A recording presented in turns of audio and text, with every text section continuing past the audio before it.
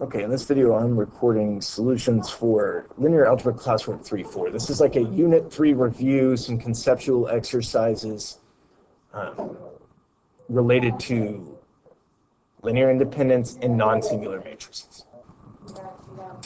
All right, the first question is, give an example of an inconsistent linear system with more variables than equations. I usually like to stick with 2 and 3 myself. So if we say more variables than equations, I'm going to say 3 variables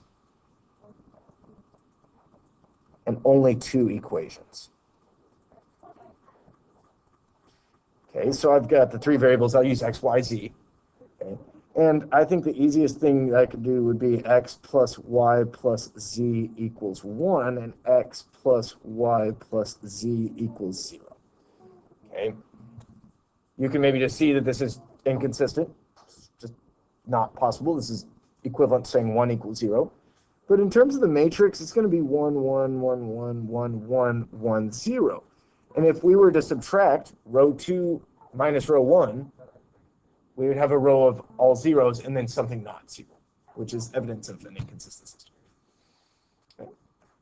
So the second one is 4 vectors in R4 that are linearly dependent, and none of them is a multiple of the other. All right, well, so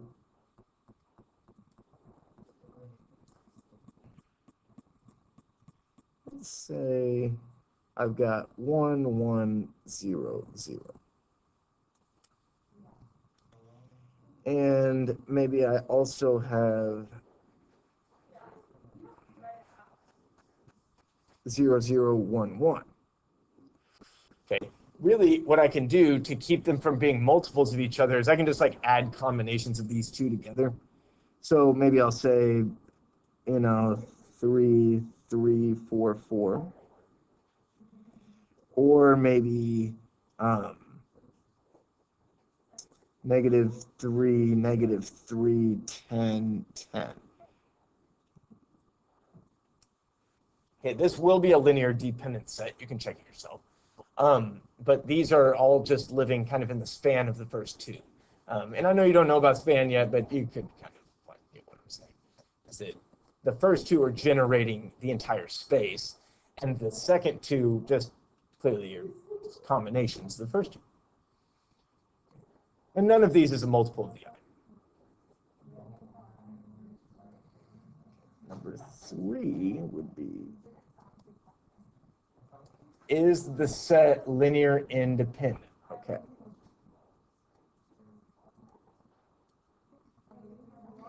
U1 is 101.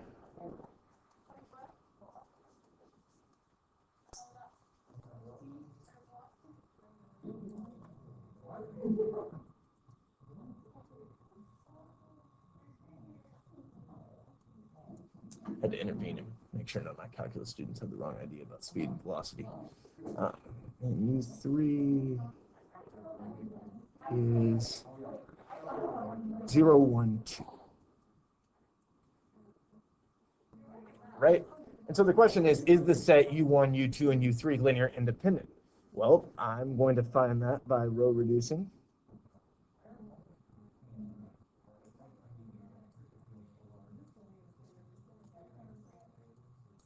Okay, what I'm going to do is I'm going to subtract row 1 from row 3. So row 3 minus row 1, drop that in row 3. I'll have 1, 0, 0, row 3 minus row 1.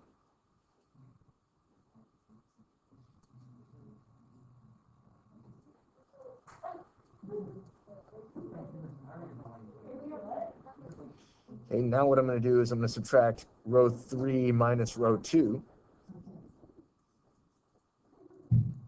Drop that off in row 3. And I'll have 1, 0, 0, 1, 1, 0, 2 minus 1 is 1. Okay, so then you can see that I'm going to use this one to clear out that column. And then I can use this one to clear out that column. Okay, and this reduces to the identity matrix. So since it reduces to the identity matrix, or if I was to, after row reducing, which I actually like to think about better, because it's like, what if your matrix, or what if you don't have three-dimensional vectors, or same dimension as number of vectors? Well, you want to augment with zeros at the end and see how many solutions you get. If you have a unique solution, it's only zero of each of them, that's linear independent. But if there's non-trivial solutions, that's linear dependent.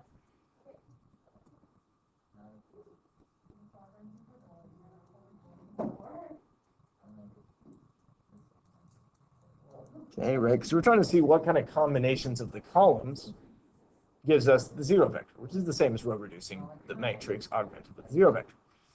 But this is saying that, I have to take, zero U1s plus zero U2s plus zero U3s to get the zero vector, meaning that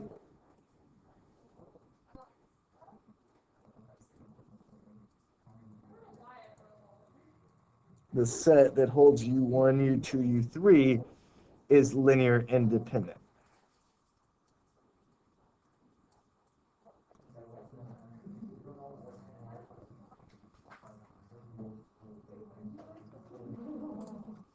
All right, now they're going to ask me if W can be expressed as a linear combination of V1, V2, and V3.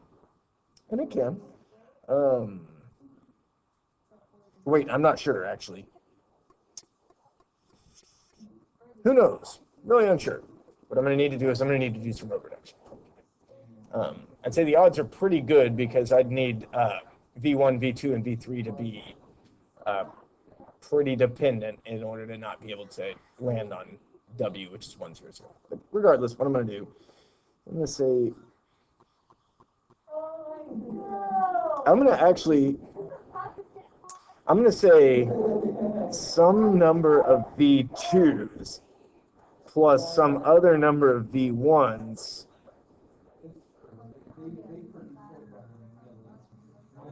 plus another number of V3s is equal to W. Okay, so if you're not convinced that... Okay, so if you don't understand why this involves row reduction, then what you're going to want to do is you're going to want to distribute A1 over the coordinates of V2 and A3 and see that it's actually just equivalent to the old-fashioned system of linear equations. Okay, now what I'm going to do is I'm actually going to kind of swap columns.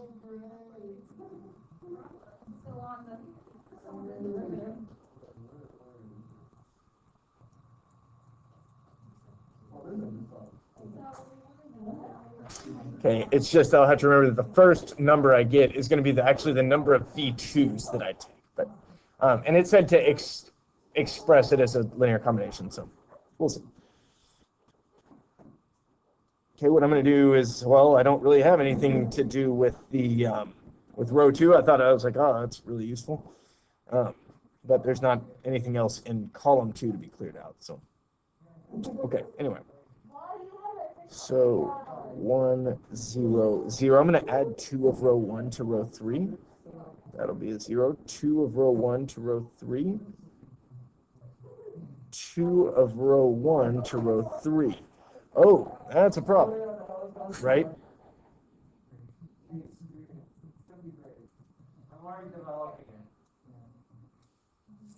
Okay, so now you see that I've got, a 0 equals 2 type situation. It cannot be expressed as a linear combination of the others. I'm not really sure what the span of this is. Oh, okay, I can kind of see it.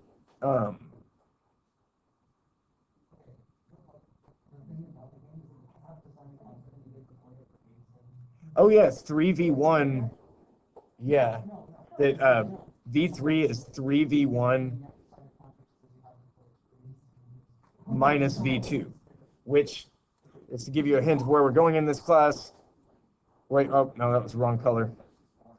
Let's have a look at that. See, the numbers, they always come back. They always mean something. And I'll just let you think more about that if you're interested. All right. Give a linear dependent set out of the W's. Okay.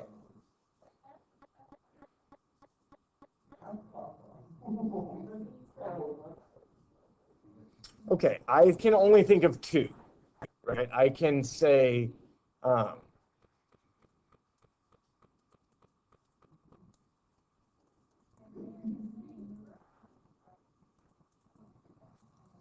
linear dependent will be W1, W2, W3 because it's three coplanar vectors.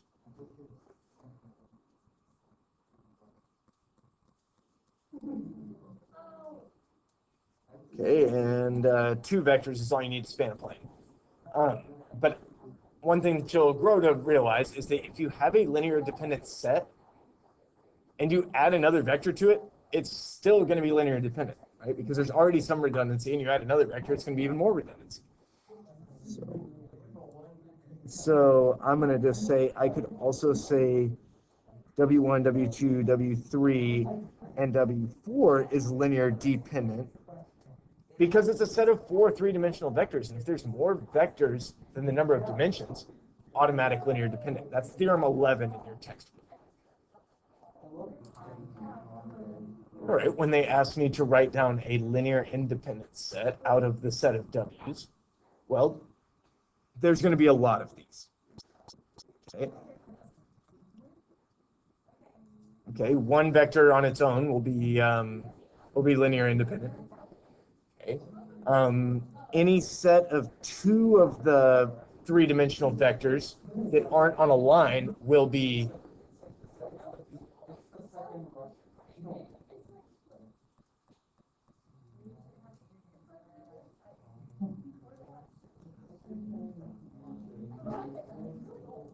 okay. So if you take two of them that aren't the same, then you'll have a linear independent set.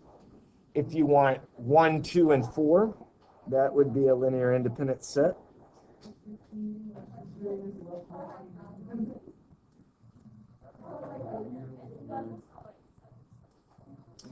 Okay, 2, 3, and 4, 1, 3, and 4, right? So just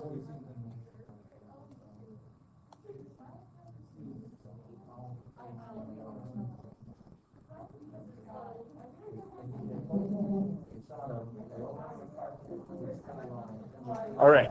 As long as I and J are distinct numbers that are 1, 2, or 3, then that will be one. Let's see. Just trying to think if there's any others that I'm missing. Okay, any set of them individually, any set of two of them, any set of three that aren't on the same plane. So as long as it's not W1, W2, W3. But all four of them is too many. Okay, so I think that's all. So then they're going to ask me about linear independence. Which of these sets are linear? V1, V2, V3. Then they're also going to ask about 1, 3, 5.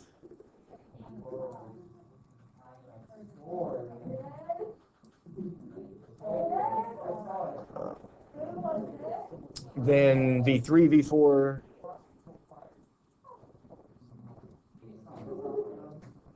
And V1, 2, 4, and 5.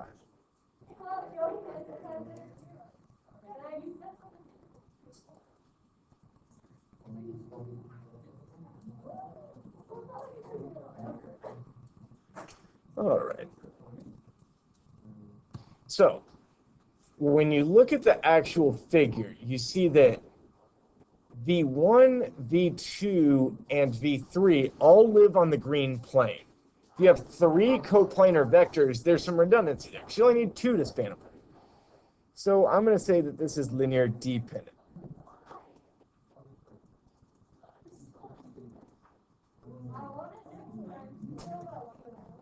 All right, so not linear independent.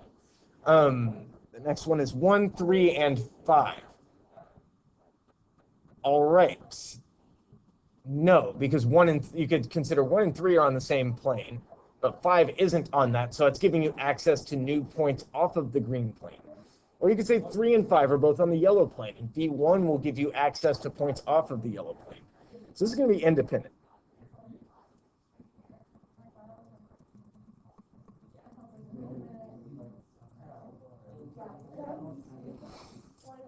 Okay, v3 and v4.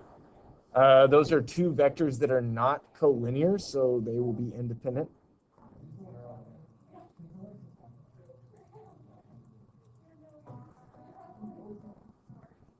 Okay. And then the last one is 1, 2, 4, and 5. Okay. I don't even need to do any analysis about, where do these vectors live with respect to each other. This is 4 three-dimensional vectors. Okay. More vectors than dimensions, automatic linear dependent. That's theorem 11.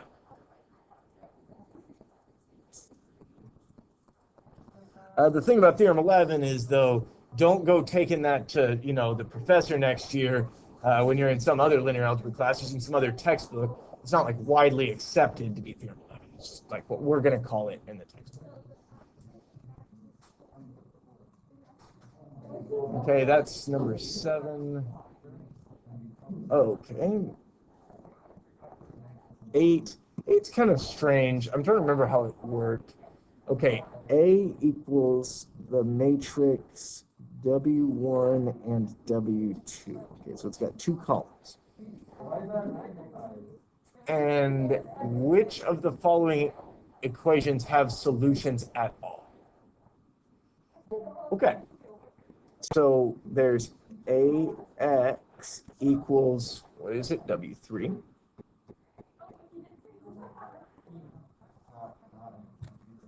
Okay, there's AX equaling W4.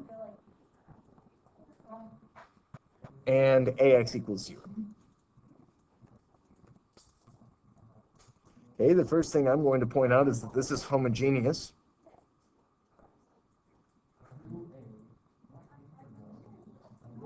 Which means that it is consistent. All homogeneous systems are consistent.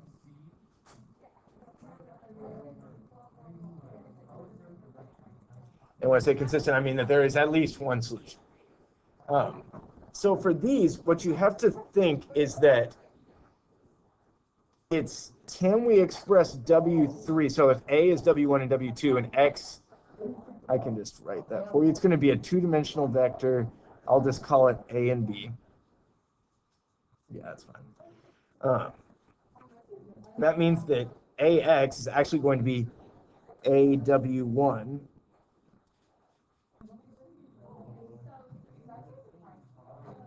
and plus BW2. So can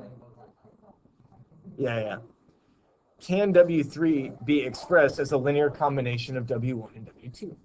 You go up and you look over here and they're all on the same plane. Yes. So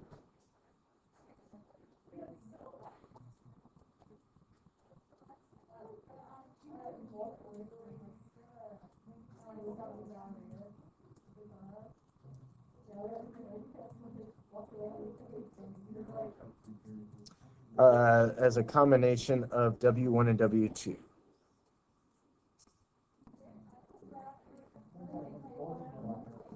All right, and then what was the other one? Okay, the other one is AX equals W4. So the other idea is, can W4 be written as a linear combination of W1 and W2? It cannot, because W4 is independent from 1 and 2. It was something we set up above. So this one cannot.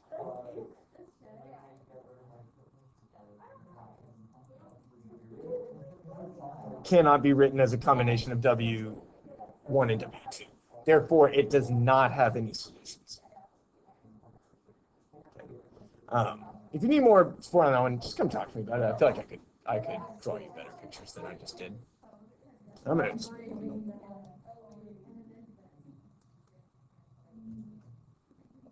right. Number 9. Give an example or explain why it's impossible. Okay. 3 linear independent vectors satisfying the equation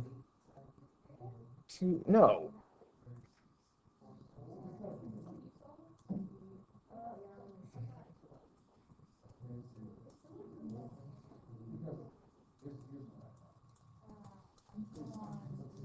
Okay. If you get this, this is a non-trivial linear combination of the vectors u1, u2, and u3 that gets you back to 0, which is precisely what it means to be linear dependent. Okay, so I'm just not seeing how this could ever happen. This is just like, because it's the opposite of what it means to be linearly independent. So I'm just going to move on. That one's definitely impossible because of the definition of linear independence. A homogeneous linear system with strictly more variables than equations, so 3 variables, 2 equations, having exactly 1 solution. Okay, 3 variables, whoops, that's space, 2 equations, that's 2 planes in space. Okay, now it's definitely possible that they're like parallel planes, you know, like that's not impossible. Okay? But at the same time, they're homogeneous. So they both go through the origin. So you know that they're going to have at least 1 solution. So, but the thing is, if you've only got 2 planes, you've got 2 planes and they intersect at all, and they intersect in a line, right? They're either parallel or they intersect. This is infinitely many solutions. So it's not going to be possible for the system to have exactly 1 solution.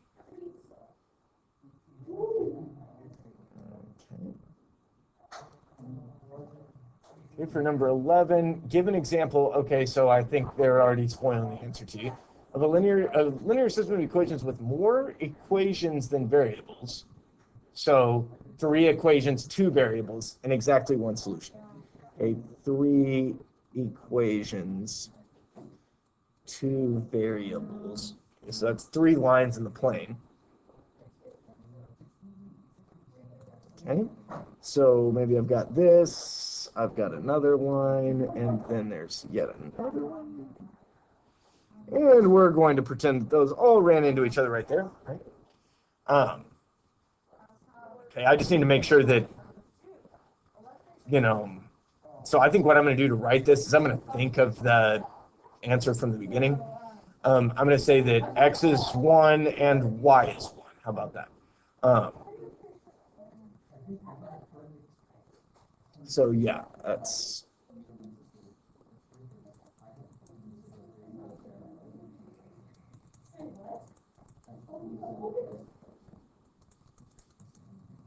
Okay, that's just a set that's going to run into each other at 1, 1. Okay, and then just to remind you of what this looks like in terms of matrix reduction, y equals x is x minus y equals 0.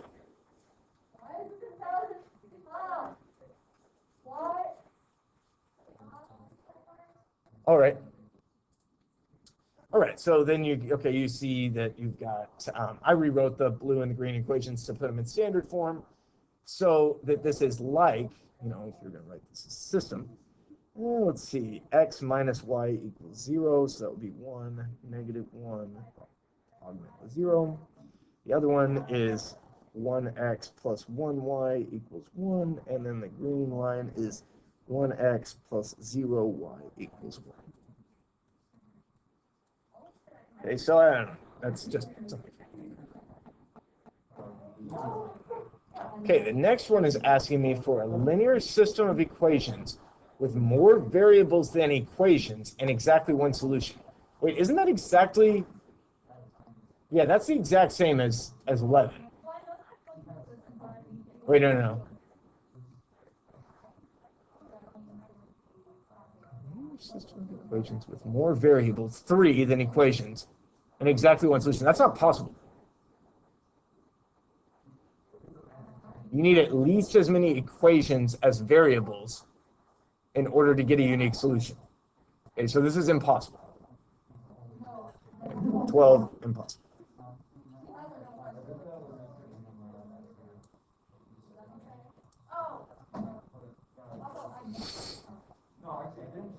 Give an example of a linear dependent set S made up of 3 vectors, where if we choose any pair of distinct vectors, you have that U is not a scale multiple of V.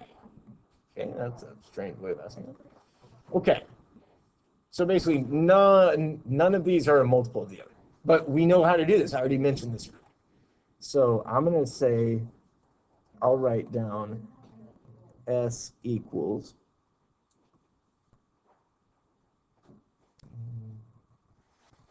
Okay, well, the first thing I could do is I could let S be a set of 3 two-dimensional vectors.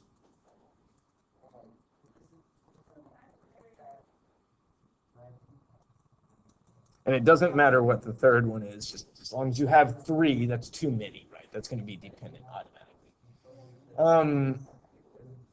Okay, and none of these was a scale multiple of the other, right? 2 3's, 2 i's plus 3 j's, right? You know that from physics. Okay. Okay, I could also say S is equal to, in the 3-dimensional or higher dimensional case, what you're going to do is you're going to say, let's say 1, 1, 1. This one is 206. And the third one is going to be the sum of the 2 of them. So 317. Okay, it's dependent because 1 can be expressed as a combination of the others. But none of these are a scale multiple of any of the others. All right, and then this one is saying, okay, it's dependent. Express U3 as a combination of U1 and U2, where it's like U1 here, U2 there, U3 there. Okay. So really what I want is I want to find constants A and B so that if I take A and I multiply it by U1 and add it to B multiplied by U2, I'm going to get U3. What I'm going to do is, I'm just going to row reduce this thing. I'm going to turn it into a matrix and row reduce it. So 1, 0, 1, 2, 2, 1, 1, 1, augmented with 4, 1, 3, 5. And I'm going to row reduce. I'll just row reduce kind of quickly. All right, there you go. That's the fully reduced version of that matrix. And I'm going to get that 1a plus 0b equals 2. And 0a plus 1b is equal to 1. And then we can check, and we can say 2u1 plus 1u2. Okay, 2u1s is, I was just checked the, yep, the first coordinate correct, second coordinate correct. 2 plus 1 is 3, and 4 plus 1 is 5. There you go. Easy enough. And I'll say, you know, if you can show that one can be written as a combination of the others, then you have shown the set is dependent. So I don't really have to worry about that. All right. Now this one, I am claiming that if I have, oh, evidently it was supposed to be m by m. It's square, but they need to both have the same dimensions in order for AB to E to be defined, right? But we're going to prove if A and B are non-singular, then their product is non-singular. So,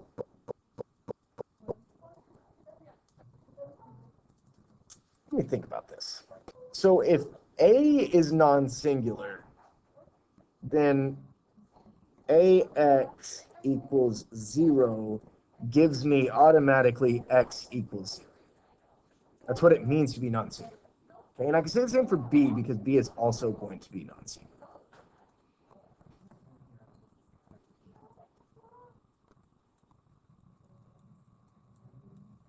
Okay, now what I'm going to do is I'm going to think about AB. And I'm going to think about what type of vectors I can multiply it by and get the 0 vector. Okay. I want to show that this is going to only happen when V is the 0 vector. Okay. Now, I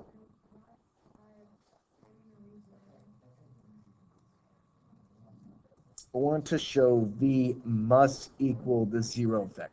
And we'll be able to do that. Okay. So the first thing I'm going to do is I'm going to say, well, let W equal BV. Okay.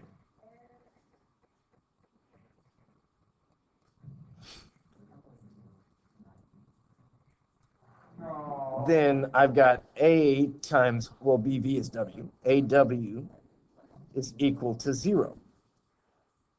Okay, well, if A times anything is equal to 0, it's because that thing is equal to 0. So that means to me that W is equal to 0. Okay, because of the reason I highlighted in yellow. Okay. That means, hold on. Yeah, I just lost myself for a second. Okay, so if W is equal to 0, then that means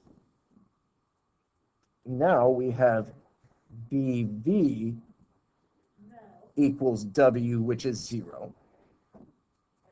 And then for the reason that I'm going to highlight in gray, if BV is equal to 0, then V must equal 0.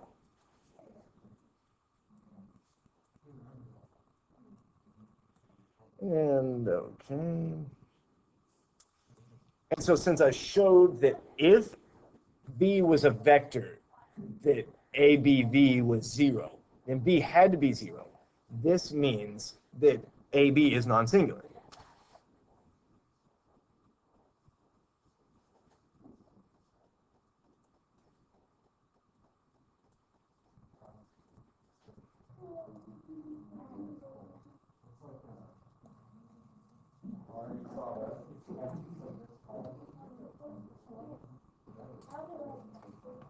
Okay, 16 is a problem I have never worked before, and I'm not entirely sure how it goes. So I am going to say if you skipped ahead just to see this one, it's at the end of the video. Okay, I'll come back to this one.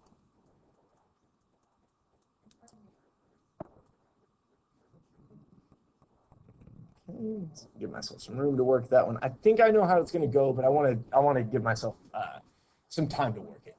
So number 17, are the columns of the matrix below linear independent? Well, I have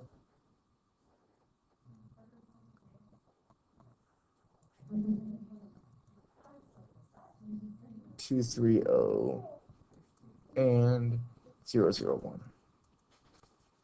Okay, the columns of this are three-dimensional vectors.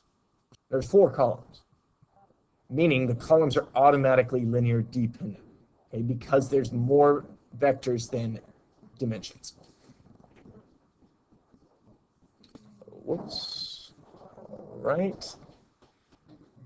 Let's see. Oh, this has got one where I'm going to need to write. Okay, so it says x1 minus 3x2 plus x3 is equal to 4.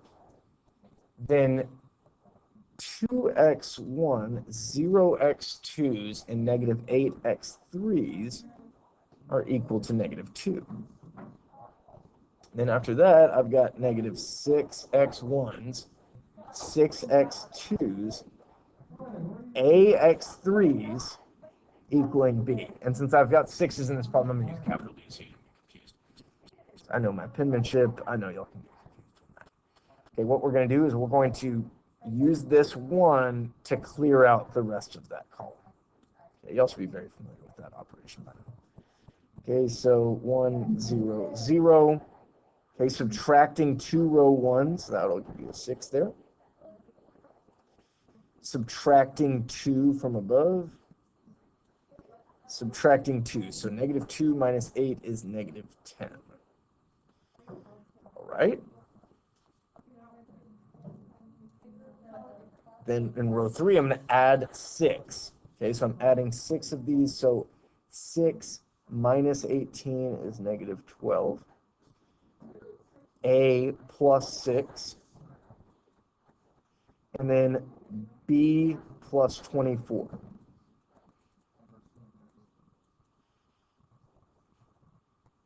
All right. Now, in order to figure out, what am I even trying to do here? Infinitely many solutions. Okay, I'm going to be looking for a row of all zeros. Okay, and not in any inconsistencies above, which I don't see happening. So what I need to do now is I need to kind of address this 12. Okay, so I'm going to add 2 row 2's to row 3. 1, negative 10. Add 2 row 2's to row 3. So a plus 6 minus 20 is a minus 14. Or negative 10. And, okay, b plus 24 plus 6 row, no, 2 row 2's. So b plus 24 minus 20 is b plus 4. All right, so I've row reduced this thing pretty good. And so I'm going to actually leave that over there. It's right over here, number 18, infinitely many solutions.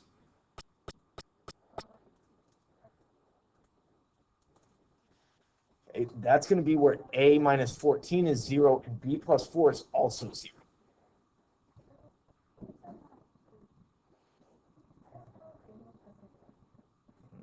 Okay, so infinitely many solutions will be a equals 14 and b equals negative 4. Okay, this one, okay, unique solution. Let me come back to that, because no solution will be pretty standard. This is where a is equal to 14 and b is anything besides negative 4, right? Because then you have a 0, 0, 0, not 0. Okay, that's no solution.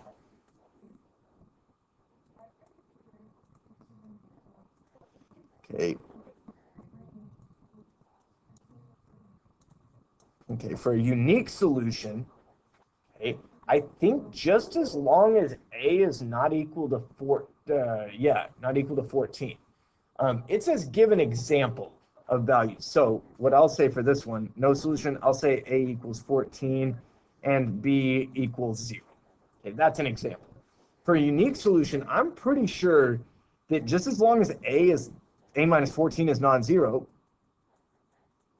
we can row reduce. It might be pretty unpleasant depending on, what a actually is, or the value of b along with a. But when we go to row reduce, it is row reducible, right? We could divide by whatever a minus 14 is to get it to be a 1, add 10 of them up to kill off the negative 10, subtract 1 away for that 1. We could get ourselves something. So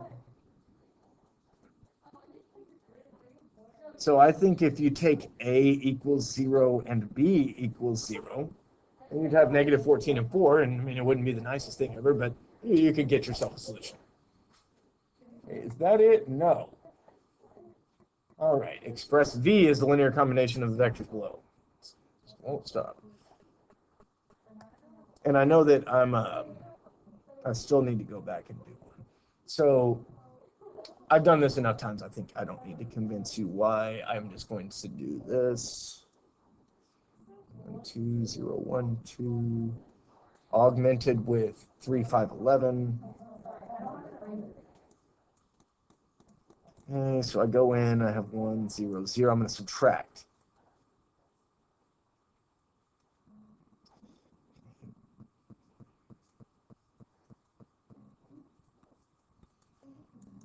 Okay, then I'm going to subtract row 3 minus row 2.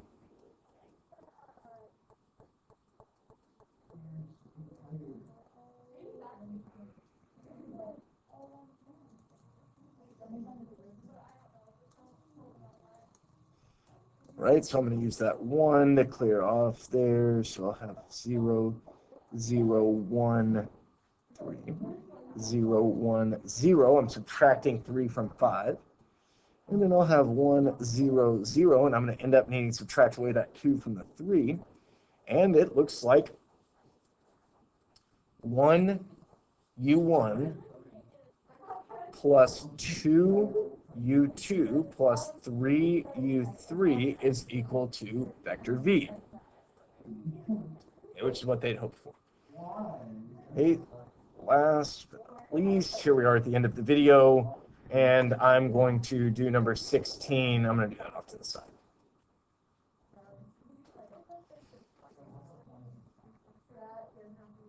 All right, PQR equals I.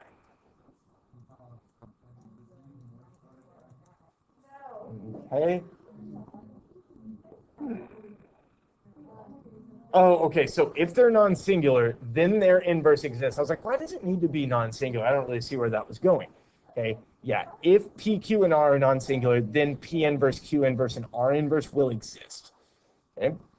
So I think my plan is, I'm gonna just try to do the algebra to isolate Q by itself and get Q in terms of R inverse and P inverse.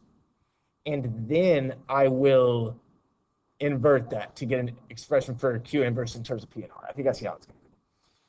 That's what I'm going to do. I'm going to start off with, it really doesn't matter. Let's get rid of the R first. It's going to be I times R inverse on the right. Okay, remember that we need to respect that we did right multiplication over here. So we're going to do right multiplication over there. Okay, so that means that PQ is equal to R inverse. And I'm trying to get it at Q. So I'm multiplying on the left by P inverse. Wait, no. P inverse PQ is equal to P inverse on the left of R inverse. Okay. Now I've combined these, and I've got Q equals P inverse R inverse. Here we go. And we remember from, probably the last unit. I don't know. This one just looked exciting. I found it in the conceptual exercises and those blue pages in the textbook. I saw it. It looked cool. I threw it on the homework. That's just how it goes usually. So that means that Q inverse is actually going to be RP. Okay, so that was all right. Okay, that was not nearly as bad as I thought it was going to be. I just didn't see the end right at the beginning, so that's why I put it off to the end. Okay, there you go.